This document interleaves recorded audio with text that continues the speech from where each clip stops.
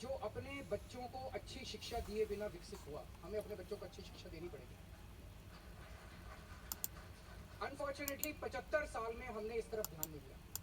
दिल्ली के अंदर हमने 7-8 साल के अंदर ही इतना शानदार सरकारी स्कूल बना दिया कि आज दिल्ली के हर बच्चे को उतनी अच्छी शिक्षा मिल रही है जितनी प्राइवेट स्कूलों के अंदर मिल रही है। यहाँ तक कि दिल्ली के अंदर प्राइवेट स्कूलों से लगभग 4 लाख बच्चों ने अपने नाम कटवा के सरकारी स्कूलों में भर्ती हुए हैं। ये हमारा सबसे बड़ा एक तरह से सर्टिफिकेट है। अब पंजाब के अंदर हमने शिक्षा ठीक करनी चालू की है।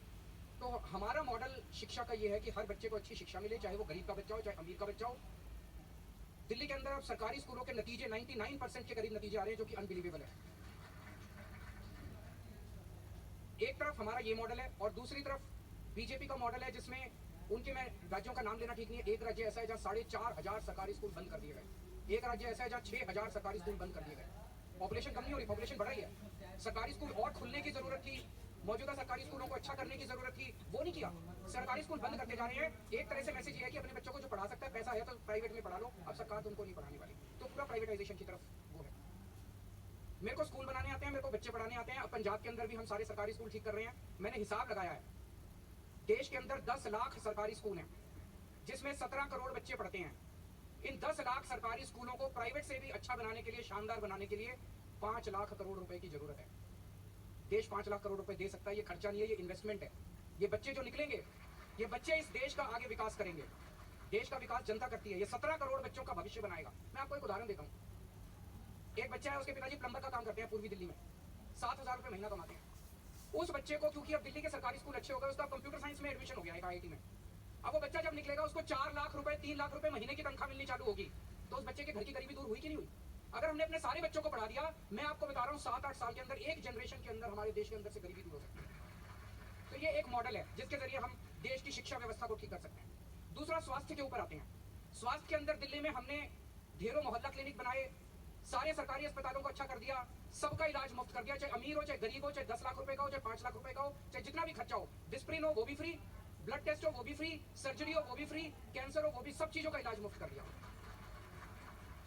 पूरे देश के अंदर हर व्यक्ति 140 करोड़ लोगों का इलाज मुफ्त करने के लिए, गांव गांव के अंदर मोहल्ला क्लिनिक खोलने के लिए और पूरे देश के अंदर शानदार सरकारी अस्पताल बनाने के लिए 5 लाख करोड़ रुपए का खर्चा है। मुझे लगता है 5 लाख करोड़ रुपए देश दे सकता है। 5 लाख करोड़ रुपए में आपके स्कूल ठीक हो जाएंगे और 5 लाख करोड़ रुपए के अंदर आप सबका इलाज मुफ्त कर सकते हो। इसका पूरा, दूसरी तरफ उनका मॉडल है। उनका मॉडल क्या है हेल्थ का? आयुष्मान भारत। आयुष्मान भारत मतलब इंश्योरेंस मॉडल। वो कहते हैं कि 5 लाख रुपए का इलाज हर परिवार को हम मुफ्त देंगे, और 5 लाख रुपए से ज्यादा का इलाज हुआ तो, और उसमें भी वो कहते हैं केवल जिसकी 2.5 लाख रुपए सालाना तनख्वाह है उसको कम। दिल्ली में हमने, वो कहते हैं 2.5 लाख रुपए से जिसकी ज्यादा तनख्वाह है उसको आयुष्मान भारत नहीं मिलेगा। दिल्ली में हमारा मॉडल है, हम सबको फ्री इलाज देते हैं, चाहे 4 लाख रुपए तनख्वाह वाला। वो कहते हैं हम 5 लाख रुपए तक का परिवार को इलाज देंगे। हम कहते हैं जितना, भगवान ना करे बीमार हो कोई, लेकिन बीमारी में जितना खर्चा आएगा हम सारा देंगे। और उनके मॉडल के अंदर इंश्योरेंस कार्ड दे देते हैं। अब उत्तराखंड के पहाड़ों में चले जाओ, उस कार्ड का क्या करेंगे? अस्पताल ही नहीं है। तो देश में अस्पताल बनाने पड़ेंगे, गांव गांव के अंदर मोहल्ला क्लिनिक खोलने पड़ेंगे, हेल्थ का इंफ्रास्ट्रक्चर क्रिएट करना पड़ेगा। वो हमारा मॉडल। और तीसरी चीज, बिजली। आज दिल्ली के अंदर जब हमारी सरकार बनी, 6-6, 7-7 घंटे के पावर कट लगते थे।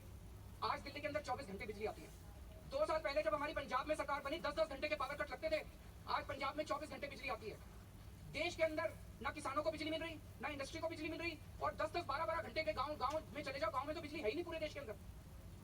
पूरे देश को आज ये जान के ताज्जुब होगा जब मैं आपको ये स्टेटिस्टिक्स बताने जा रहा हूं, हमारे देश के अंदर 4 लाख मेगावाट बिजली बनाने की क्षमता है। 4 लाख मेगावाट। और डिमांड कितनी है? पीक डिमांड, गर्मियों में जब भारी गर्मी पड़ रही होती है, सारे एसी चल, पीक डिमांड हमारे देश की है 2 लाख मेगावाट। बिजली बनाने की क्षमता 4 लाख मेगावाट और बिजली खपत हमारी 2 लाख मेगावाट। तो बिजली तो बहुत ज्यादा बन रही है हमारे यहाँ। ये बिजली घरों में क्यों नहीं आ रही? पावर कट क्यों लग रहे हैं? इंडस्ट्री को बिजली क्यों नहीं मिल रही? खेती को बिजली क्यों नहीं मिल रही? आपके घर को बिजली क्यों नहीं आ रही? आ सकती है, नीयत की कमी है, मैनेजमेंट की कमी है। और आखिरी चीज, कुछ लोग मुझे कहते हैं केजरीवाल जी आप फ्री बिजली देते हो, फ्री, ये सस्टेनेबल नहीं है। हमने दिल्ली के लोगों को फ्री बिजली दे दी, पंजाब के लोगों को फ्री बिजली दे दी, बजट ठीक ठाक चल रहा है हमारा, कोई दिक्कत नहीं हो रही। पूरे देश के हर परिवार को 200-200 यूनिट बिजली फ्री देने के लिए 1.5 लाख करोड़ रुपए का खर्चा है बस। हर परिवार को मुफ्त बिजली मिल जाएगी। तो सारा 5 लाख करोड़ रुपए में बिजली ठीक, शिक्षा ठीक हो जाएगी, 5 लाख करोड़ रुपए में स्वास्थ्य ठीक हो जाएगा, और 1.5 लाख करोड़ में बिजली, 11.5 लाख करोड़ रुपए में अच्छी एजुकेशन मिल जाएगी, अच्छी हेल्थ केयर मिल जाएगी, बिजली 24 घंटे मिल जाएगी, बिजली फ्री मिल जाएगी। और 11 लाख करोड़ रुपए इन्होंने अपने दोस्तों के लोन माफ करे हैं। अगर वो दोस्तों के लोन माफ नहीं करते तो देखो कितने काम हो सकते हैं। तो मेरे ओपनिंग रिमार्क्स तो इतने, बाकी जो आप मुझसे पूछेंगे। फिर से मैं यही कहूंगा, मेरे को राजनीति करनी नहीं आती। इंजीनियर हूँ, मैकेनिकल इंजीनियर हूँ, IIT खड़गपुर से पढ़ा लिखा हूँ। काम करवा लो मेरे से जितना, देश की तरक्की के लिए मेरे को मौका दिया आप लोगों ने, आपका बहुत बहुत शुक्रिया। आप तो काम करना चाहते हैं अरविंद जी, लेकिन जो एजेंसीज काम करना चाह रही हैं आप उसमें सहयोग ही नहीं कर रहे हैं। ईडी जिसको लेकर के कहा जाता है कि उनका दावा है कि उनके पास में आपकी मोटी फाइल है, लेकिन अब आपके घर पे भी एक मोटी फाइल बन गई है, तो लगातार उनके संबंध आ रहे हैं, हाथ का संबंध आज आ गया। आप जा क्यों नहीं रहे ईडी के दफ्तर? देखिए, ये 2 साल से इनका केस चल रहा है। कहते हैं कोई शराब घोटाला हुआ था दिल्ली में। 2 साल से इनका केस चल रहा है। इन 2 सालों के अंदर पता नहीं 1000 से ज्यादा रेड मार चुके, पता नहीं कितने लोगों को गिरफ्तार कर चुके। इनको अभी तक एक नए पैसे की रिकवरी नहीं हुई, पता नहीं कितने रेड मार चुके। मनीष जी के यहाँ कितनी बार रेड मार चुके, हमारे लोगों पे कितनी रेड मार चुके। मनीष जी अंदर हैं, सतिंदर जैन अंदर हैं, विजय नायर अंदर हैं, सबके, संजय सिंह अंदर हैं, सबके यहाँ रेड हुई, किसी के कोई एक पैसे की रिकवरी नहीं हुई, कहीं कोई रिकवरी नहीं हुई। सुप्रीम कोर्ट में जब ये केस चला तो सुप्रीम कोर्ट की सुनवाई के दौरान जज साहब ने बार बार बोला कि एक आपके पास जरा सा भी एविडेंस नहीं है इस केस के अंदर, this case will not stay for 2 minutes also in the trial court. ये जज के रिमार्क्स थे। तो जाहिर तौर पे इनका मकसद कोई जांच वांच करना नहीं है, ये केस जांच करने के लिए नहीं है, ये केस आम आदमी पार्टी को क्रश करने के लिए है। ये आम आदमी पार्टी को क्रश करना चाहते हैं। पूरे देश के अंदर ऐसी पार्टी बता दी जिसके टॉप के नंबर 2, नंबर 3, नंबर 4 के नेता जेल के अंदर बैठे बिना किसी आरोप के, कोई आरोप नहीं, कुछ नहीं। तो ये आम आदमी पार्टी को क्यों क्रश करना चाहते हैं? मुझे लगता है देश नहीं दुनिया के इतिहास में ये अकेली पार्टी है जिसकी 10 साल के अंदर 2 राज्यों के अंदर सरकार बन गई। आज हमारी अकेली पार्टी है जो जनता के मुद्दों की बात करती है। इन लोगों से पूछ लीजिए इनको क्या चाहिए। इनको अपने बच्चों को पढ़ाना है, बीमार हो जाए घर में तो उसका इलाज कराना है, इनको सड़क चाहिए, इनको बिजली चाहिए, इनको पानी चाहिए। कौन सी पार्टी इन मुद्दों की बात करती है? केवल हमारी पार्टी इन मुद्दों की बात करती है।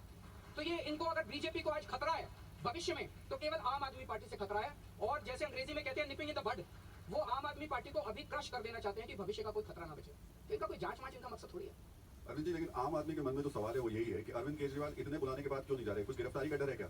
और आपकी पार्टी जो बार बार कहती है, हर बार जब सम्मान आता है कि देखिए गिरफ्तार कर लेंगे, ये तो कहते हैं बार बार, क्यों कहते हैं? उत्सुकता है, उम्मीद है, या आपकी कोई स्ट्रेटेजी है? सो पूरा देश देख रहा है, जब इनका मकसद जांच करना नहीं है तो इनका मकसद गिरफ्तारी करना है। इन्होंने जैसे मैंने कहा नंबर 2, नंबर 3, नंबर 4 सबको गिरफ्तार कर लिया, अब ये केजरीवाल को गिरफ्तार करना चाहते हैं। आज मेरे पास कुछ वॉलंटियर्स का फोन आया, वो कच्ची कॉलोनी में घूम रहे थे। उन्होंने फोन करके बताया सर यहाँ पे लोग आपस में चर्चा कर रहे हैं। लोगों ने कहा कि अपने केजरीवाल को बोल देना बिल्कुल नहीं जाएगा ईडी में, बहुत अच्छा कर रहा है जो वो ईडी में नहीं जा रहा। ईडी का मकसद, केंद्र सरकार का मकसद कोई जांच वांच करना नहीं है। केंद्र सरकार का मकसद केवल और केवल केजरीवाल को गिरफ्तार करना है। तो इनका मकसद जांच से कोई, आज ईडी, सीबीआई, इनकम टैक्स, इन एजेंसीज का मकसद कोई जांच तो रह ही नहीं गया। जगह जगह ये एजेंसीज का इस्तेमाल करके पार्टियों को तोड़ रहे हैं, एनसीपी को तोड़ दिया, शिवसेना को तोड़ दिया, सरकारें गिरा रहे हैं, एमएलए को। एक चीज बताओ, शिवराज सिंह चौहान बड़े कद्दावर नेता होते थे, छोटे मोटे नेता थोड़ी थे हमारे देश के। 3 टाइम्स चीफ मिनिस्टर थे, 3 या 4 times chief minister, 3 times. Vasundhara Raje ji कद्दावर नेता होती थी। एक झटके में उठा के उन्होंने शिवराज सिंह चौहान को परे कर दिया, एक झटके में उठा के उन्होंने वसुंधरा राजे को परे कर दिया।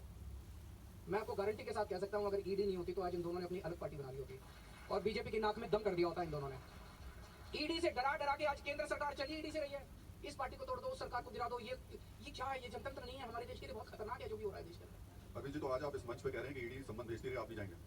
मैं वही करूंगा जो कानूनी रूप से जायज है। अब मैं कानून पे आ जाता हूँ, पॉलिटिकल बात छोड़ दीजिए। मैं कुछ संबंध पे नहीं गया, ईडी ने मेरे खिलाफ कोर्ट में केस कर दिया। अब मैं कोर्ट में जाके कोर्ट को बताने वाला हूँ कि कैसे ईडी के संबंध इलीगल है। मेरे वकीलों ने बताया कि ईडी जो संबंध भेज रही है वो इलीगल है, कानूनी रूप से सही नहीं है। मैं कोर्ट में जाके बताऊंगा। तो अब जब तक खुद ही ईडी वाले कोर्ट में गए, जब तक कोर्ट का ऑर्डर नहीं आ जाता तो ईडी को इंतजार करना चाहिए। वो ईडी कोर्ट के, भाई आपको कोर्ट पे यकीन नहीं है क्या? आप ही तो गए कोर्ट में, कोर्ट पे भरोसा रखो, कोर्ट का जजमेंट आ जाने दो। कोर्ट का जजमेंट आने तक इंतजार नहीं करते, रोज कल एक जवाब दिया, आज फिर एक समन आ गया, कल फिर एक समन आ जाएगा। तो ये तो एक तरह से तमाशा बना रखा है। कोर्ट कहेगा तो जाएंगे आप? कोर्ट कहेगा तो जाएंगे, कोर्ट कहे तो सही। इनके इनके समन जो है वो बिल्कुल इलीगल है। और क्यों इलीगल है, मैंने इनको कानूनी जवाब दिया है, लेकिन मेरे ऑब्जेक्शंस का वो जवाब नहीं देते। अरविंद जी, जब आपने कोर्ट की बात की तो आपके उप मुख्यमंत्री मनीष सिसोदिया जेल में हैं, बेल नहीं मिल पा रही है उन्हें। क्यों ऐसा हो रहा है कि आप अदालत के सामने ऐसी बातें नहीं रख पा रहे कि वो निर्दोष है और कम से कम बेल तो दे दीजिए? 2 चीजें हैं। सुप्रीम कोर्ट में जब ये केस चला, आपने देखा होगा, सुप्रीम कोर्ट में जज साहब ने बार बार कहा कि ईडी के पास कोई सबूत नहीं है, ईडी के पास कोई सबूत नहीं है, कोई सबूत नहीं है, कोई रिकवरी नहीं है, एक पैसे की रिकवरी नहीं है, ये केस 2 मिनट के लिए नहीं चलेगा। ये तो उनकी लाइन थी, ये केस 2 मिनट में नहीं चलेगा। ईडी के केसेस में जमानत क्यों नहीं मिल रही लोगों को? किसी को नहीं मिल रही जमानत ईडी के केस के अंदर, क्यों नहीं मिल रही? अभी तक देश का कानून ये होता था, क्रिमिनल लॉ ये होता था, इनोसेंट टिल प्रूव्ड गिल्टी। अगर आपके ऊपर कोई आरोप लगा, आपके ऊपर कोई एफआईआर हुई, आपको गिरफ्तार करते थे, आपसे पूछताछ करते थे, और पूछताछ के बाद 10-15 दिन के बाद आपको बेल मिल जाती थी, आप घर आ जाते थे, फिर आपके ऊपर मुकदमा चलता था। मुकदमे में अगर आप दोषी पाए जाते थे तब आपको सजा होती थी और आप जेल जाते थे। अब ये पूरा कानून इन्होंने ईडी में पलट दिया। अब इसमें हो गया you are guilty till proved innocent. इस कानून में इन्होंने लिख दिया, इस कानून में इन्होंने ये लिखा है कि आपके ऊपर आरोप लगेगा, आपके ऊपर एफआईआर होगी, झूठा सच्चा जो मर्जी आरोप लगा दें, आपको गिरफ्तार कर लिया जाएगा। और आपको बेल तब तक नहीं मिलेगी जब तक आपका मुकदमा पूरा नहीं हो जाता और आप इनोसेंट प्रूव नहीं हो जाते। मुकदमे तो इस देश में 15-15 साल